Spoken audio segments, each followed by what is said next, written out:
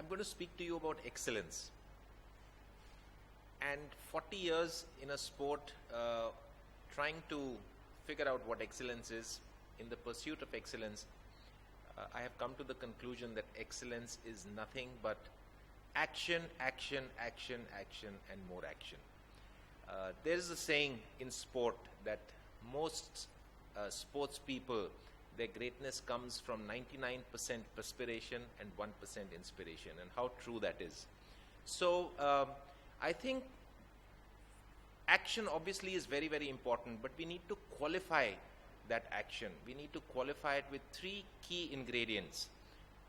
And the ingredients, these three key ingredients are consistency, so action with consistency, action with a lot of concentration, and I'll come to that a little later, and action with the constant understanding that this action is being helped by a universe which is arranging itself in very intricate patterns to see that you are able to actually fulfill an action. So it's really consistency, concentration, and a spirit of cooperative endeavor.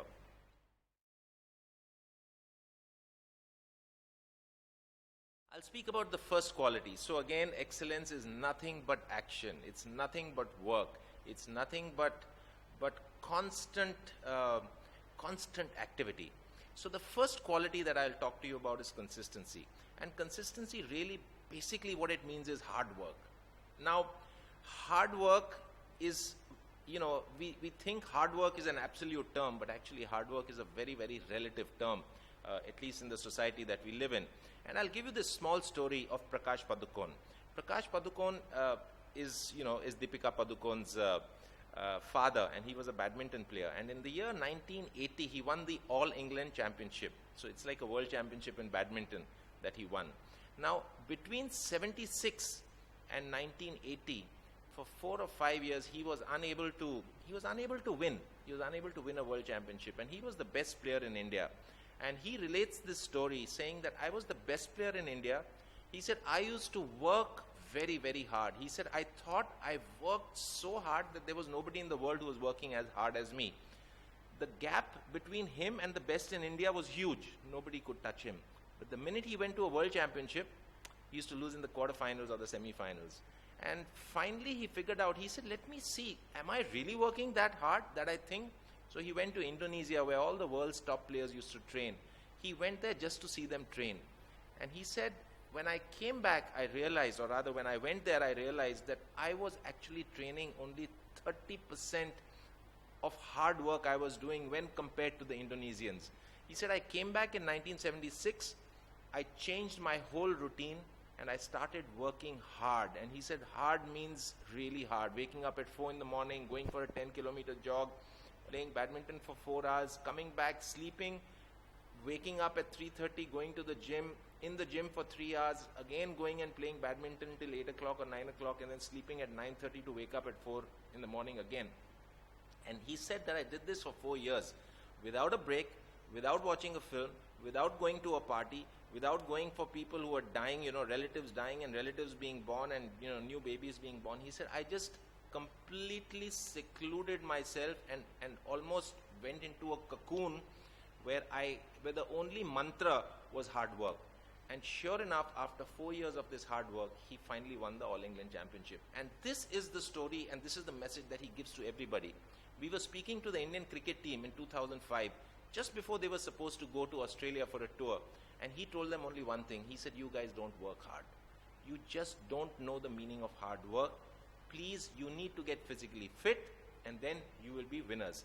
And I think at that time, BCCI had organized this whole conversation of Prakash Padukone with the cricket team, and they took it to heart. And if you realize, and if you look at the performance, and you look at the physical fitness of our Indian cricket team, after 2005, they are a far more fit team, and therefore they are winning much more. So this is what the message is: work hard. And there's a connection between working hard and there's a connection between concentration, and there's a connection between obsession. I'll come to that a little later. But we all feel, oh, I work very hard. But like I said, it is relative. work hard according to the benchmarks that have been set by people who perhaps are around you. I'm not even asking you to look at a Prakash Padukone. Look at your gardener, or look at somebody, look at your driver, or look at your boss, or look at the principal of your school. There are people who work hard. So look at them and then figure out, am I really working hard? And perhaps the answer will be that, yeah, I could work harder. So finally, excellence is a function of how much time and effort you put into whatever pursuit you're wanting to do. The second quality of this action is concentration. And concentration is, we all understand concentration. It's this focus, it is the ability to kind of zone in, and it's this ability to, to kind of put your mind to something without any distraction. But I'll give you a definition of concentration, which I came across a book called the Vedanta Treatise, written by Swami Parthasarathi, and it's a wonderful definition of concentration, and it goes like this: the intellect supervising the mind to remain in the present. So the intellect supervising the mind to remain in the present, and that's what concentration really is. Our ability to remain in the now, our ability to remain in the present. And see, our mind is the most powerful piece of our human anatomy. Not the heart, not our legs, not our, the muscles that we build in our arms or shoulders. It is the mind. And why is it powerful? Because as I sit here talking to you, talking to a camera right in front of me, my mind has the power to go in the past. What happened last night. I saw a wonderful play, and my mind can actually go into last night, 12 hours from today. Or it has the power to go in the future. And that is the distraction. And the ability to kind of, and the mind is such that constantly these distractions will come. Constantly the thoughts come.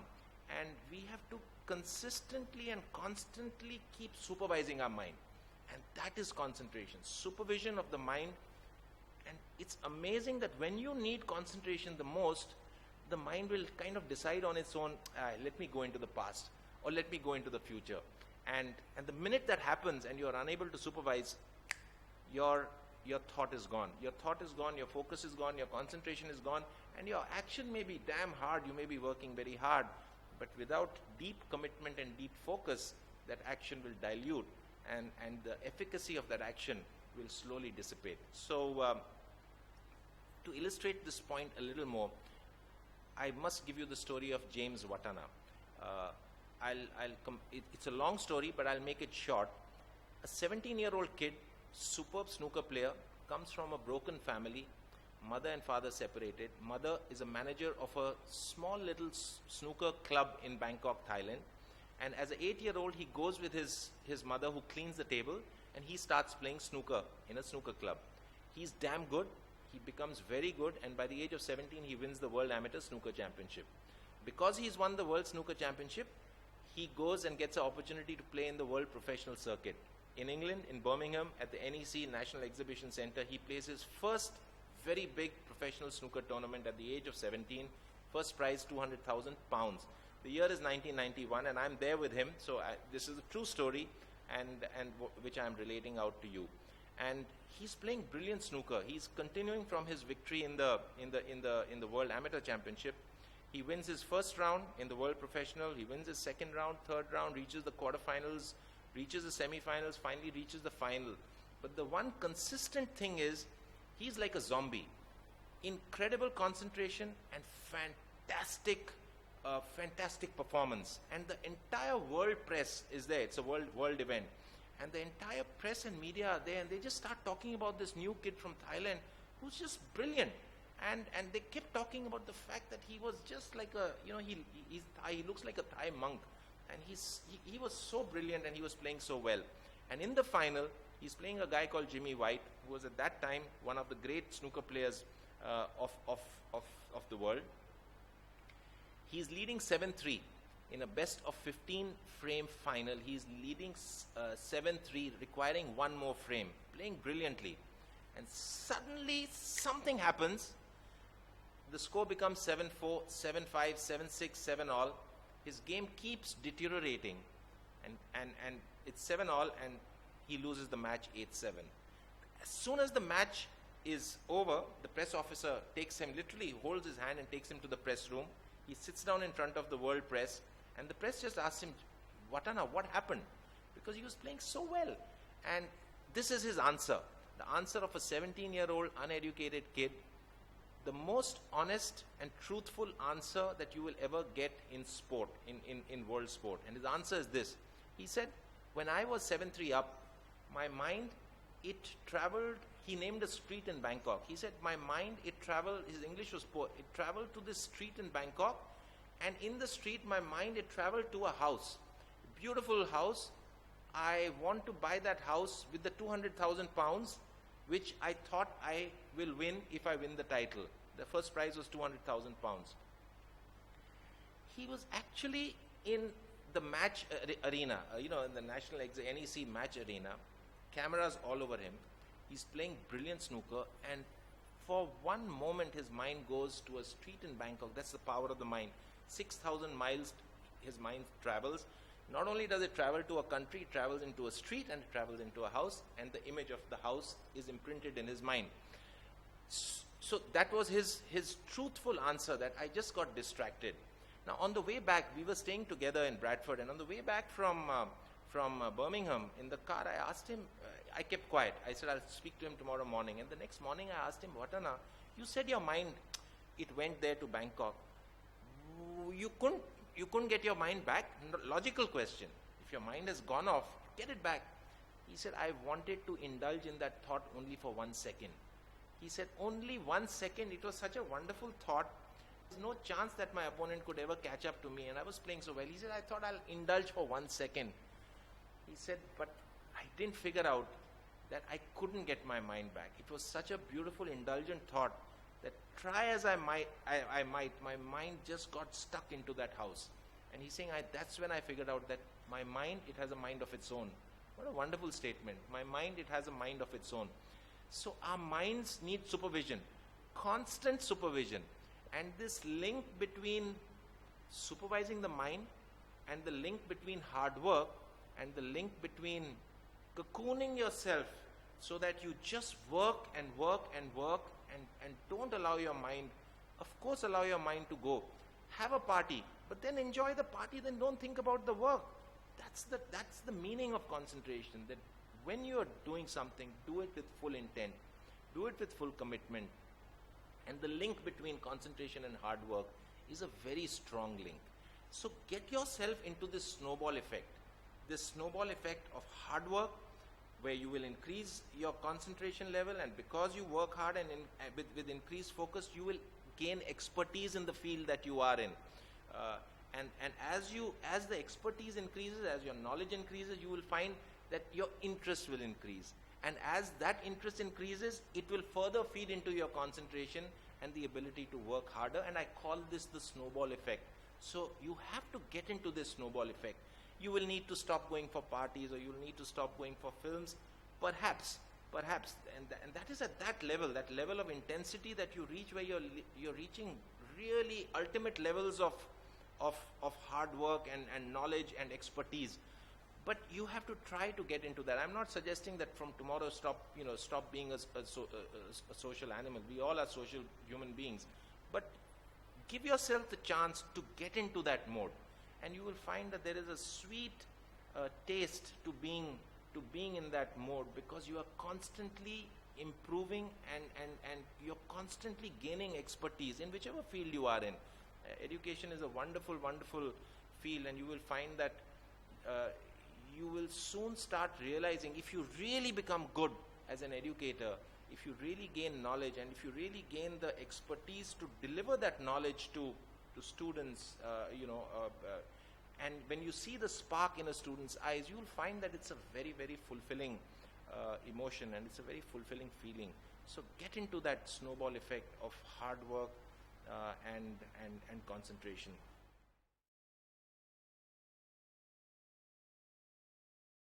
The last piece of action. So you need consistency and hard work. You need concentration.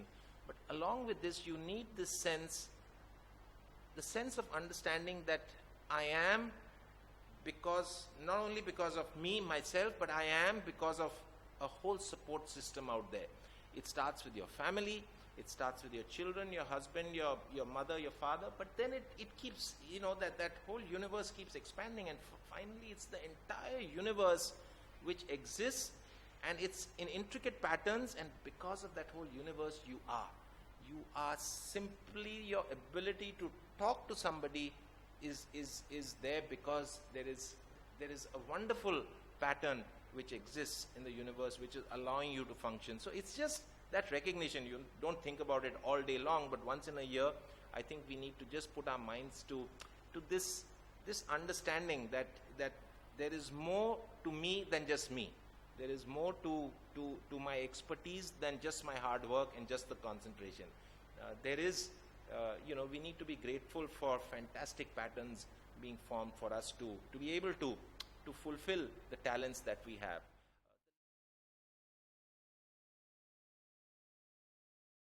The last bit that I want to say is, in fact, the last two bits. One is, there will come a time, we keep talking about passion, that we need to be passionate. You must have interest in what you do to be able to achieve excellence in it, and that is passion. So it's a great place to start. Many of us, we do things just because it needs to be done. Perhaps it's a job, but if you have interest and passion in something, it's a great place to start, and you will find it will be easy for you to get into the snowball effect of hard work and concentration. But somewhere down the line, when the snowball coming down a huge mountain, it becomes bigger and bigger, you will find that it becomes almost addictive, the hard work and the concentration, and you will find that passion will convert to obsession. And that obsession is the period when for a 4-year period where Prakash Padukone did not go to anybody's birthday, where he did not watch a single film, where he cocooned himself. So you want to reach that phase of obsession where passion converts to obsession, and that is then you get lost. Then you get lost in almost in a situation where you will start living for that obsession. You will start living and breathing because there is meaning, and you'll need to figure out what that meaning is, because your expertise and your knowledge will start affecting other people. You will start making a difference, and that's a great place to be in. But the great place to start with is interest and passion.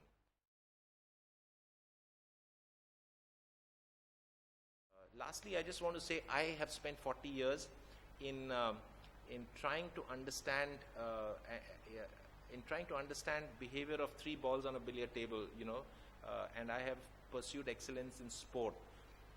You guys are all educators, and I'll tell you something, that in my list of human professions, if I have a hierarchy or a list in descending order of the contribution of these professions to our societies, and not only our societies in our city and in our state and our country, but in the entire world, you guys, your profession is the noblest of them all. Not the medical profession, but your profession, because you are shaping human beings. You're shaping wonderful young minds, and you are the superheroes. You guys are the ones who for me, I always salute.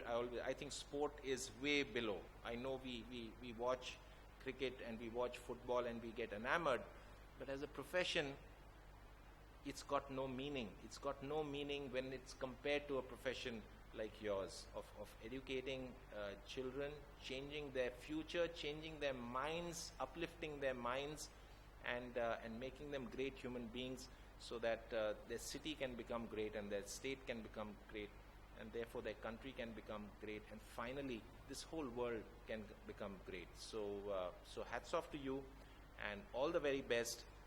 I end with the plea: start with interest, get into passion, and then convert that passion into obsession, and you will have fun.